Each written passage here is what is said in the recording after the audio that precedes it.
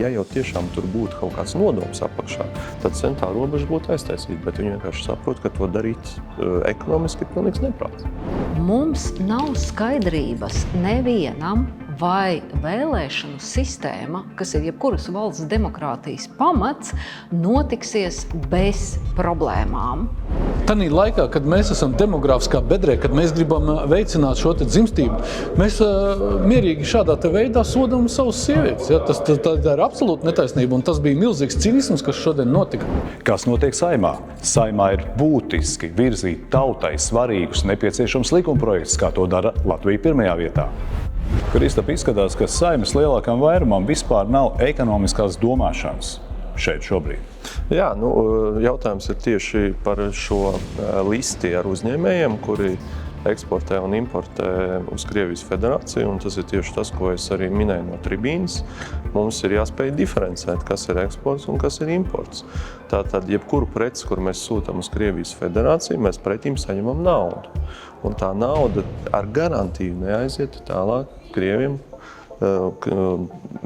kara mašinērijas finansēšanai. Un tas ir ļoti svarīgi. Tas ieplūst Latvijas budžetā. Tieši tā ir nauda, kas ienāk mums, caur kuru mēs finansējam savu drošību citu starpā, caur kuru mēs varam finansēt savus sociālos jautājumus un tā tālāk. Pa importu tas ir cits jautājums, bet pa eksportu, manas pēc, viņš varētu būt 10 reizes lielāks. Un kā skaidro to, ka, piemēram, Saeimā tiešām lielam vairumam nav ekonomiskās izpratnes. Ja tikai kaut kādi saukļi, tikai aizslēpšanās uz radikāliem tādiem saukļiem un visu, un ekonomika kaut kā stagnē. Es nedomāju, ka viņiem nav ekonomiskās izpratnes. Vienkārši šis ir priekšvēlēšana laiks, un visi šitie vēstījumi, ko viņi pauž no Saeimas tribīnas, viņi ir viņa elektorātam kaut kādā mērā ļoti izdevīgi. Ja jau tiešām tur būtu kaut kāds nodoms apakšā, tad centrā robeža būtu aiztaisīta, bet viņi vienkārši saprot, ka to darīt ekonomiski ir pilnīgs neprāts. Un Latvijas ekonomika ar šādiem gājieniem patiesībā tikai cieši, savā ziņā tiem gājieniem, kas ir vērsti pret mūsu ārējo tirdzniecību, pret eksportu galvenokārt eksportu un tā tālāk plaši. Tieši tā, ir sankcijas, tā ir vesela zinātne, ir lietas, kuras ir sankcionētas un ir lietas, kuras nav sankcionētas. Ja mēs tagad izvēlēsimies kaut kādas preces aizliegt, kuras nav sankcionētas, tas ir pilnīgs neprāts, jo to darīs Igauņi, to darīs Lietuva, un atkal viņi, kā saka, ēdīs mūsu launaku. Jā, tāpat kā rostām, dzelzceļu, tā kā ar visu. Precīzi. Paldies, Mark. Paldies. Ilze, kas notiek pašreiz ar vēlēšanu sistēmu Latvijā? Šis ir ļoti sāpīgs jautājums. Ministrija un ministrs Čudars nav spējīgs uzņemties atbildību par to, kā noris vēlēšanu programmu sagatavošana. Kā ik viens valsts iedzīvotājs redz, ir ierosinātas vairākas krimināla lietas. Arī komisijā ierēģi, ne ministrs Čudars, ziņo par to, ka viss ir zem kontroles. Bet kontroles sekas ir tādas, ka iepriekšējais izstrādātais Rīgas Technologies ir lauzis līgumu ar valsti. Mums nav skaidrības nevienam, vai vēlēšanu sistēma, kas ir jebkuras valsts demokrātijas pamats, notiksies bez problēmām. Jo šobrīd mēs redzam, kā no zila gaisa nokrīt 3 kompānijas, LMT, TET un valsts meži, kuri būs izstrādātāji.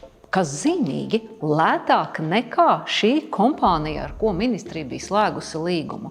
Tas uzdot jautājumus, kurš kontrolē situāciju valstī, vai varam ministrs Čudars vai ierēģi.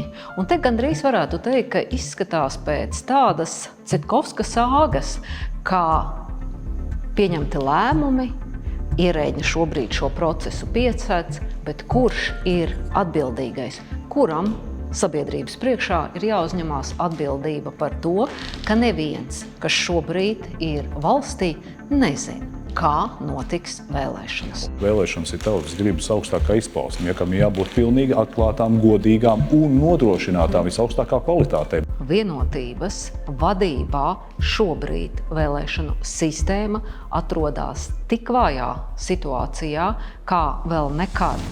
Un ierēģi reizi no reizes nākot uz komisiju apgalvo, ka viss ir kārtībā, bet realitātē šobrīd mēs redzam, ka sistēma nestrādā.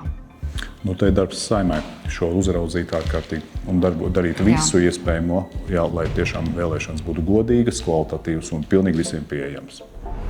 Nedrīkst būt tā kā pašreiz, ka ir situācija netaisnīga, ka sievietes, tāpēc, ka viņas dzemdē bērnu, saņem mazāku pensiju nekā vīrieši.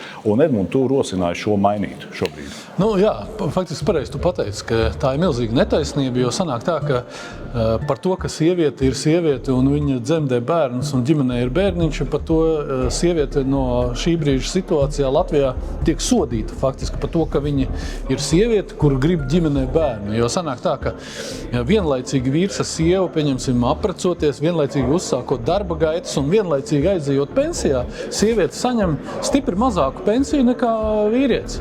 Un kas tad tam bija par pamatu? Izrādās par pamatu ir tas, ka stāžā iet iekšā. Tas, ka sieviete ir dekrēta atvaļinājumā, sociālās iemaksas netiek maksātas, līdz ar ko sieviete saņem mazāku pensiju nekā vīrietis. Netaisnīgi, jo Tā ir drausmīga netaisnība. Tanī laikā, kad mēs esam demogrāfiskā bedrē, kad mēs gribam veicināt šo dzimstību, mēs mierīgi šādā veidā sodam savus sievietes. Ja? Tā ir absolūta netaisnība, un tas bija milzīgs cinisms, kas šodien notika Saeimā, ka šis likumprojekts netika atbalstīts. Jā, iedomājies situāciju, ka visi runā liekulīgi, ka grib paaugstināt, lai būtu dzimstība, lai valstī vairāk cilvēki, ja piedzimt, mums būtu nākotne nodrošināt, tā pašā laikā saviem darbiem rīkojas pilnīgi pretēji sakas vairākums. Novienot sakot, man ir tikai viena cerība, ka tagad tas viss, kas ir nācis gaismā un tas, kas vēl droši vien nāks gaismā, man ir vienīgā cerība tāda, ka 3. oktobris vairs nav aiz kalniem un ka visu šito te varēsim aizslaucīt mēslēnē un sākt, kā teikt, no baltas lapas un visas tās kļūdas labot. Un visu šīs te kolosālās idejas tautai tiešām būtiski vajadzīgās, tiešām īstenot, nekavējoties arī dzīvē. Jā, tas svarīgi. Ir ļoti svarīgi šie ekonomiskie, politiskie, sociālie jautājumi. Kādas ir jūsu domas, kāds jūsu redzējums, jūsu viedoklis? Rakstiet komentārus, dalieties šo informāciju.